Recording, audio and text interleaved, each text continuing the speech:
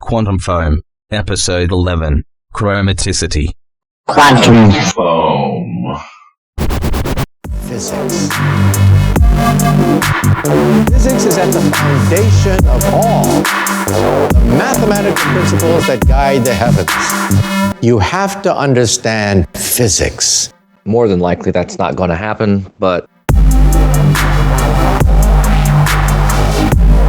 Forces which govern the universe. Physics.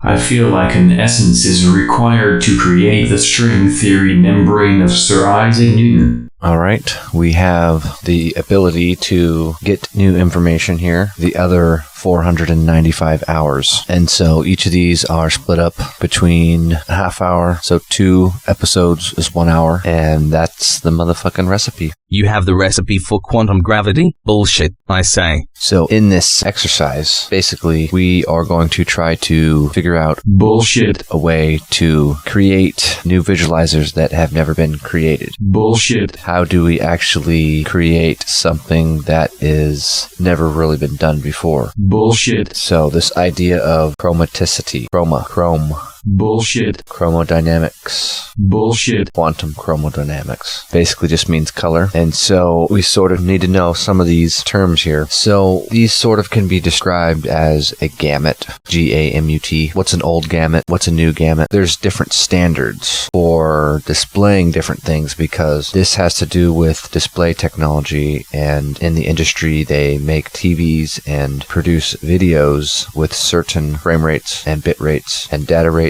and formats. And so, not surprisingly, what would be called a color space. One of the larger color spaces, so to speak, is Adobe. They make Photoshop color spaces. So it makes sense that you're able to manipulate color on that scale. And what they have is something called Color spaces. They're Adobe RGB. And basically, to put the word gamut in perspective, the Adobe RGB color space has a much larger gamut than some of the older gamuts. Bullshit. Which essentially is just a certain subset of colors. So it's basically just a space, a color space that you're describing, and it doesn't matter what the details are. That would basically be a gamut. So what's this Adobe RGB? It's a color space that's larger, has more colors. There are other standards that people recommend. Color spaces. There is a committee and everything for it, an international committee that recommends all of this stuff for the industries. And some of these are, let's see, digital cinema initiatives. There's one DCI P3 or DCI/P3. Basically, there are different methods that they use to mess around with the functions involved in describing the colors. And there are lots of problems with the older frameworks because some of them they would fill with colors and they wouldn't even actually accurately describe anything in the diagram. It was just for show. People did this in my day too. So people don't really like that, especially when some people can agree that yellow is yellow and some people can agree that red is red. And so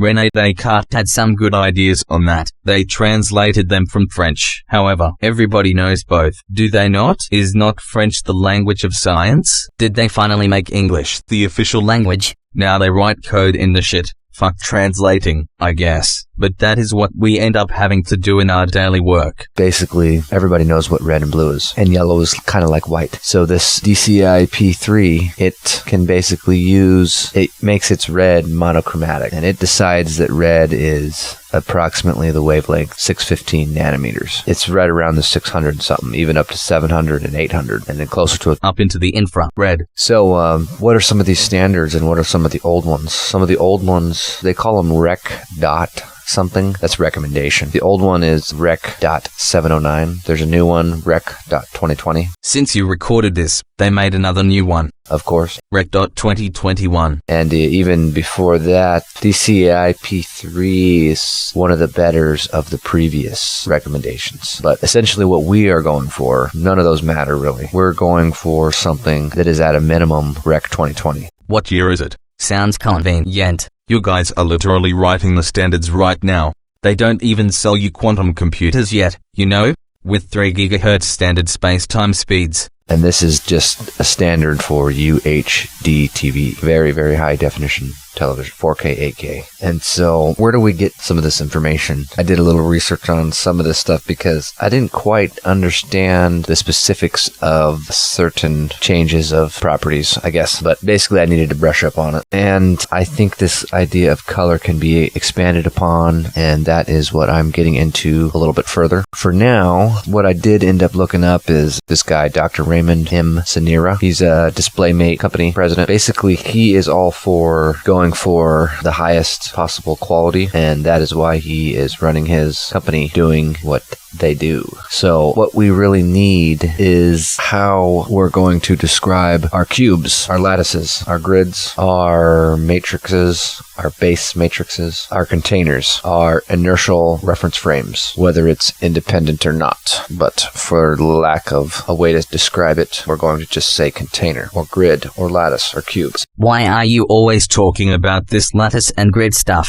So this Rec 2020, a lot of the specifics in it aren't really important. Just at 4K 60 frames. 8K is this pixel by that pixel. 4K is 3840 by 2160, and 8K is 7680 by 4320. This Rec 2020 will determine basically what kind of container we're describing. So that's just a little bit of the background on color standards of the day and the ones of the future. I jotted down some formats here: 4K 60, 8K 60, 1080p, 120, 720p, 240, and they even have devices now that have 720p by 960 frames, man. That's a lot. And so back to how they really describe these colors. Basically, a standard format is they make a box. The upward direction is green. The downward is blue. The leftward is red. So essentially, it just makes sense to be able to look at your blue and red on a 2D grid. It just does. That is why they have this YCB, CR stuff components. Essentially, yellow is your white, blue is some direction this way, red is some direction that way. And they can do this because they have one direction monochromatic starting from a certain red. So that's basically neither here nor there. So these new standards are created to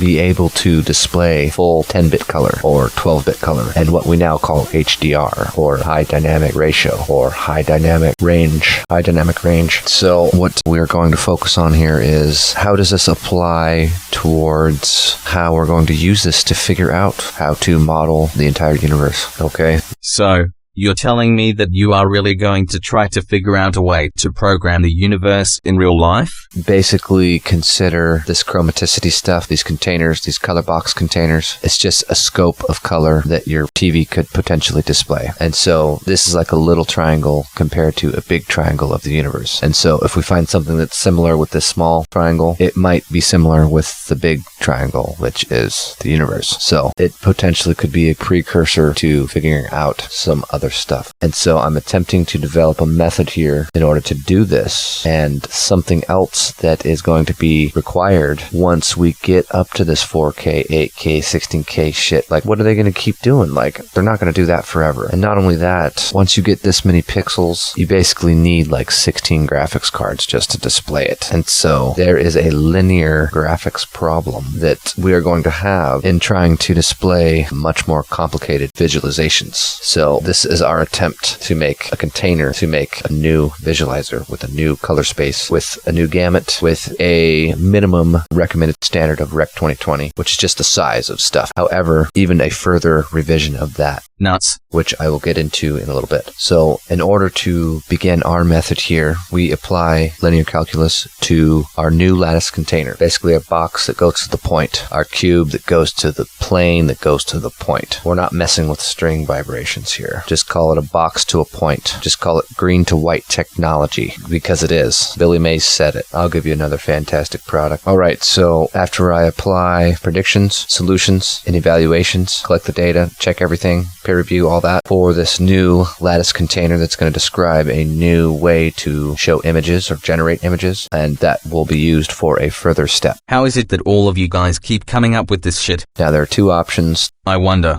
At what bit depth do our positron voxels encode? 10-bit color is supposedly all the possible range of images that humans can see, and they even have 12-bit, which is the top overkill. So these are the bit depths of color in the form of video. So it doesn't sound like much of a difference, but 10-bit color as opposed to 8-bit supposedly brings you to what you would show as fake colors and then real colors. So those are just the depths. So what we need to do for our purposes is compare 10 and 12-bit, see if there really is any difference. If there's not, I could use 10, but I'll probably end up using 12 just because I just need positive or negative to determine the gamma for the color space of the box matrix that I'm going to be making. So essentially, I'm getting ahead of myself here a little bit. So this is what the plan is. I do a comparison between a color space gamut of 10-bit of some scenario, compare that to a 12-bit, get the return value, positive or negative. This will determine my starting point for the next step. So building on Gauss's function f of x equals square root of pi, mine is f of x equals square root of negative pi. We use the Gaussian Cronrod quadrature results and feed them into the quantum computer and use that as a reference point, and then a different set of linear calculus matrix equations will be hidden in a structure that can be described as a negative sign. So that is the negative sign under the radical, which makes it imaginary. So basically you factor out -1, and that's my math right there. So essentially it's the same as the Gauss-Cronrod math, and mine is hidden in a different structure. Isn't that the algorithms that are built into Texas Instrument calculators? Using something like that allows for less processing power being required to output accurate numbers with many types of calculations. I really wish we had these microprocessors back in the 1600s. And so, some other pointers on what this stuff really means, because it's just kind of like 10-bit this, 10-bit that. What 20 rec 20 Dr. Ret determines base matrix RG cube? What 20 rec 20 Dr. Ret determines base matrix. I don't know what any of this means, okay? Try to explain it a little more. What does this mean? What is a brightness? What is a color? All of these things have to have certain specific definitions for the purpose. So, two examples of screens we got these days: LCD screens, OLED screens. LCDs are the good ones, OLEDs are the expensive organic ones. Okay, so LCDs, they tend to have about 1,000 units of brightness and 0.05 units of black. And this is for a contrast ratio of 20,000 to 1. So essentially it's telling you the rate of the difference between brightness. That would be an example for LCD. Now OLED is a little bit different because their colors tend to not be as bright. However, they seem to be more realistic. So there is often a brightness issue with it, so it is done on a different metric because of the technology. I'm not exactly sure why. You are the one who is supposed to be the genius. Shed some light on the situation. Ha ha. An example for OLED would be 540 units brightness and 0.0005 units of black. And this would be for a contrast ratio of 1.08 million to 1. Basically 1,000,000 to 1, as opposed to 20,000 to 1. But there's different decimal points, but that math basically works out for what it is for each unit. And that's just because, based on the technology, one's brighter than the other, but one is newer and better. So basically, there's things that we have to do, like taking normalized data and creating a normal unit. So what is a normal unit when it refers to color spaces? What's our normal gamut? What's our unit gamut? Okay, so what's our normal gamut? Let's use the standard that's already out there, 12-bit color depth. 12-bit color, or get the fuck out. Gamut. That essentially can be described in a 12-bit lattice, 12-bit grid. You plug that into some linear calculus matrices equations, and then matrix operations, whatever. You have a new gamut that is 16-bit. However, this is not 16-bit in the same way that 12-bit is 12-bit and 10-bit is 10-bit. There is a lot more information that can be stored in this 16-bit color grid lattice as opposed to the 12-bit one. So let's call this 16-qubit colors, because as of a year or two ago, the best quantum computer they had only had 16 bits. So what's one color bit for that qubit computer? 16-bit. We'll just call them 16-bit, 16-qubit, whatever, but let's call it 16-bit. So this is a new proposed gamut matrix, and this new grid, it has averaged spectrophotometric data. And so it is going to be the container that can create infinite colors, essentially. It is going to be a format or container or program, dataset, file table that can store 4D holographic movies. And so if they can figure out how to keep all their colors in phase and have everything, all the lights bounce off of each other in the correct direction, then they may be able to create... What I would say is they may actually be able to create the voxels that Michio Kaku talks about in his books. People should really take the time to read them. I wish we could get him on the show, but we are coming up on 15 minutes, so we better take our break. All right, we are about halfway through episode 11, Chromaticity of quantum foam. Quantum foam.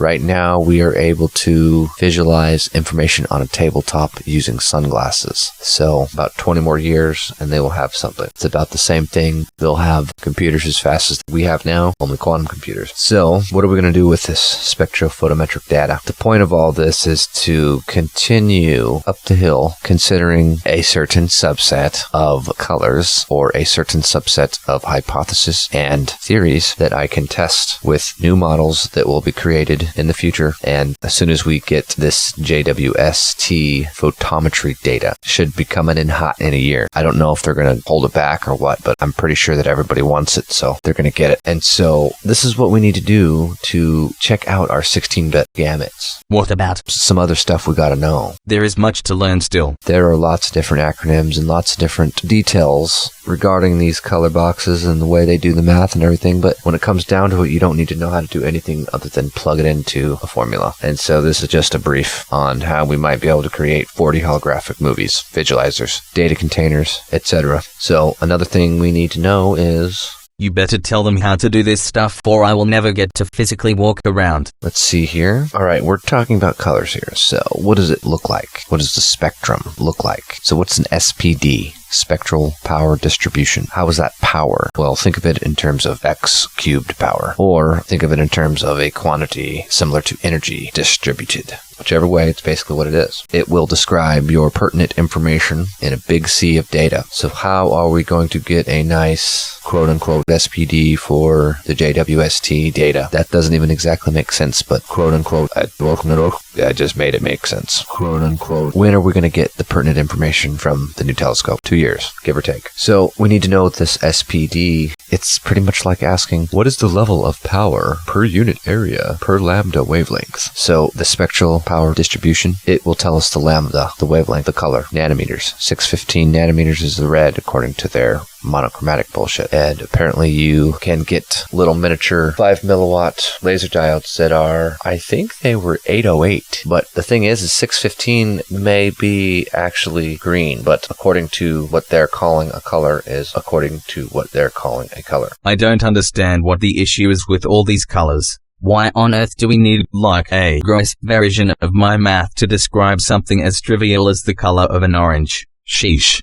And so green is blue, blue is yellow, etc. Reflections can make them look different. So what level of power per unit area? What level of power per grid? What level of power per wavelength? How much power? How much power of illumination? How bright? I mean, the concentration of spectral power distribution as a function of lambda, that will basically tell you how bright. That gives you a metric to gauge the illumination. Describes the pertinent information so that you can do the calculations necessary. Spectral power distribution, spectral power distribution, spectral power distribution, spectral power distribution. And so we move further into this idea of chromaticity. So this is essentially just splitting up a couple colors. Let's call it CBCR. That's what they write. There's one variable and a brightness. And this is essentially your dot to circle. So we have your dot to square or dot to cube lattice. And now we have your dot to circle, which circle, square, square, circle, that stuff. So chromaticity can be described in basically a similar lattice of CBCR. Basically your reds and your blues relates to white. So what are some standards that describe this type of splitting of color? An old one that they used for various purposes and that had inherent problems, like previously mentioned, the colors didn't exactly describe the math. Let's just put it that way. There was problems with it. And so the better one that has been pretty much the standard for a very long time, I guess just as long, good 40 years, CIE 1976 diagram. And that has been verified. Basically, what is your rec.709 and how do you get to your rec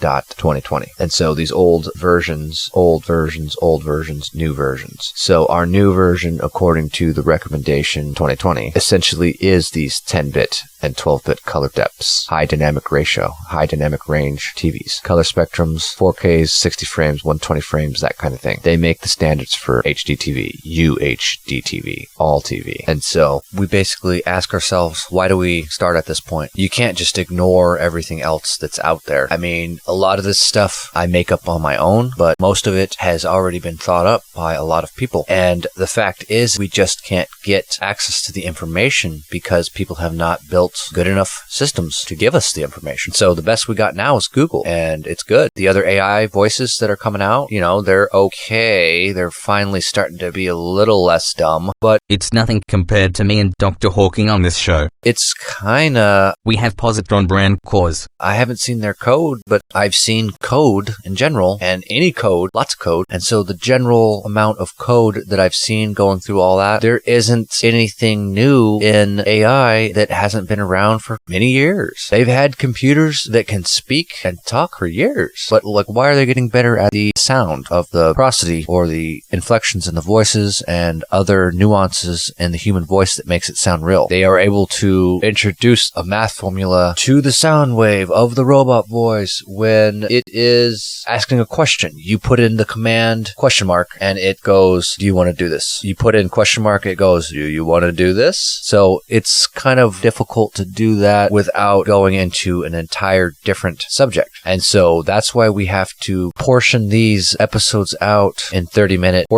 episodes, because you can't just listen to an audio stream for 10 hours straight in a row. What are you going to do? You just sit there and listen? No, people don't live their lives like that. They listen while they're doing something else. They're at work with their hands, doing something with their hands. In the car, doing something with their hands. And so basically we portion out the subjects. The subject of this one is chromaticity, because we need a way to describe a lot of the things we're going to describe. So let's delve deep into what there already is out there, and then we'll go deeper into the details required to finish studying what we need, to figure out what we need. We start at the recommendation 2020, but we are interested in creating basically the first paint program for the next quantum computer. When they first created the mouse for a desktop computer and you could paint pictures with it, I mean, that's amazing. 16-bit color kind of stuff. So 16 colors. What are our 16 qubit colors? Don't know. Basically just your common green, don't know. Bright green, don't know. Dark green, don't know. Blue, don't know. Navy blue, etc. The rainbow. The show is the rainbow. That guy is cool. Alright, so essentially these other diagrams, you can essentially describe your color, your chromaticity, your color space, your grid, your visualizer, your subset of colors, your cube that describes the difference of brightness and blackness and darkness and lightness and gradients and hues and saturations and other stuff. Gamuts, gamma, all of these things have certain cross-reference effects. They have different effects with the other sections of your color space, but they are unimportant for our purposes. So gamma. Currently the diagrams use an XYZ 3D space, parametrized equations put into probably linear algebra matrices. What we want to do is put them in our linear calculus equations, run them on a quantum computer with 16 qubits or more. We will probably need more when we actually run this stuff, but we gotta wait for technology to catch up with us. They're only at 7 nanometers right now. They gotta get down to about 500 angstrom before Planck wave-particle duality, particles begin experiencing properties of electromagnetic waves. Okay, let me get something straight. I've been wondering, if all this stuff was invented hundreds of years after me, then how do I know it? I mean, I can do Gaussian Cronrad quadrature to optimize any computer algorithm. These concepts are still new to me. You're the asshole who brought my essence back. What a dick move. The electrons start leaving the wires, essentially. We're reaching that point here in the next 20 years, 30 years probably, so we need this stuff, and that is why I'm here. So, What a dick move. we use this information to create a new 16-qubit or 16-bit new version of an HDR container that is still a box, a grid, perhaps a tesseract, whatever. Look at it like a 5-dimensional grid. Includes your time, includes everything. Anytime you want to reference it, that's your point of reference. As far as I know, I am on the road to putting this all together in a great thesis in which I prove that it is possible to create a computer that is a true difference engine And this is necessary by understanding the math and the concepts that are necessary in comprehending very sophisticated latitudes of data that are impossible for one human to do without the aid of a computer, and hence without the aid of a quantum computer. And that is the point. FTL math. The point is, I want to put our entire universe in a point and put it through a tachyon generator and shoot it to another parallel universe, and hopefully it finds the right one where they can do something about it and reach us. This will not happen in our lifetimes. This is besides the point. The point is, I'm creating this point and I'm putting it in a particle accelerator that can go faster than the speed of light. I knew it. I'm intending on cracking this theory so that I can send information to another space-time, to another universe, to another multiverse, to the same universe faster than the speed of light. Same difference. But we will find out when we get the yottabytes. Yoktabytes. What the fuck is that? Yottabytes. Like, Star Wars Yoda. 10 to the 8. We get yottabytes of data from the telescope. Then we will not be able to make sense of it without quantum computers. And so we're turning these old diagrams, running math on it, putting it through 16-qubit quantum computer. This will basically make it possible to put a point particle into a light cone of both negative and positive values. So de Sitter space, anti-de Sitter space, whatever you want. And there's a few other issues that I'm working out with it, but that's maybe some other good information. What is a standard brightness? Because that's sort of a concept that's the whole point of this. You need a standard brightness. You need to say brightness is this math. I know that math is infinite by its very nature, but are you sure you're not just making up a bunch of shit to entertain people? They let you teach physics this way? Everyone can learn math. That's the way that shit should be. I wish they had this stuff in England right around 1700. That way a computer around the world with a different monitor, with a different whatever, can display your picture how you intended it to be displayed. So your computer here has to tell that computer there what math equals white and how red and blue relate to yellow. And red and blue path particle math versus constant brightness versus constant brightness. So essentially using what we know here and the main gauge, the best starting point for figuring out what a standard brightness is was done long before any of us were born. And what they call this is the illuminant D65. When you're looking at your gamuts, you basically got a 2D grid XY and you got a negative slope. Inside of that, you have a line that curves out,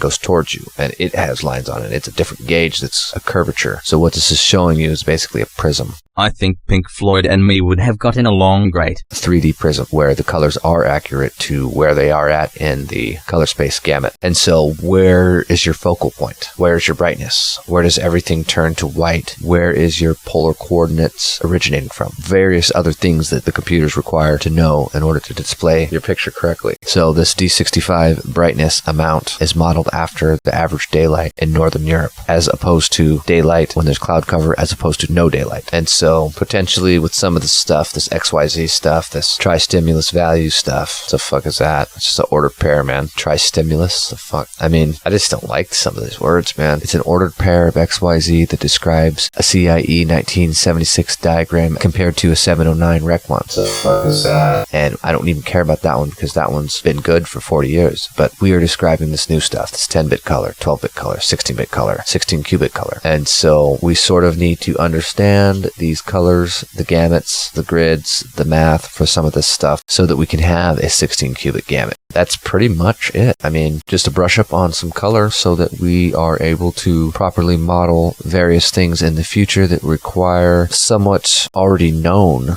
So you were saying that basically what you are doing is creating a new container for my math, and also the math of Einstein, and the math of Stephen Hawking and Richard Feynman? Matrix linear algebra. This stuff's been put in computers plenty of times. However, we are taking a new light of this for our own purposes. And so I am hoping to keep going in this direction, and I hope that I can prove everything I'm saying. Sweet. You need to get on mastering these half-hour sound waves. I will be releasing episodes more often now. I have a different, better, brand new mixer and microphone. I'm not sure if I want to use a condenser because there's problems with some of the sound that come out of that. Normal cardioid mic, dynamic mic's plenty fine, and the mixer powers it, and the sound card records it. I am purposefully keeping my bit depth at 16-bit 44.1 kilohertz. so there will be a way to describe our new 4D holographic containers with a type of container similar to that. And that is it for episode 11, Quantum Foam.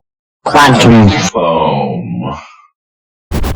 The zeroth wave disclaimer. The views and opinions expressed in this podcast are those of the author or authors and do not necessarily reflect the particular views, thoughts, or opinions of Zeroth Wave Productions, any of its sister companies, its parent company, Zeroth Enterprises, or any other entity which had existed, will exist, or which, quote-unquote, presently must exist outside the realm of our current space-time.